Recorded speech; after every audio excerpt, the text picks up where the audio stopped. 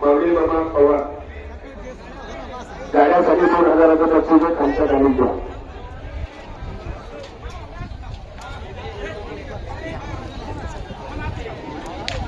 Pankaj road line chairman विराट गावकर आपल्या यात्रा कमिटीच्या वतीने स्वागत. मामाचे संजय का धन्यवाद. उद्योगपती तुकाराम पुढे चेअरमन हरिदास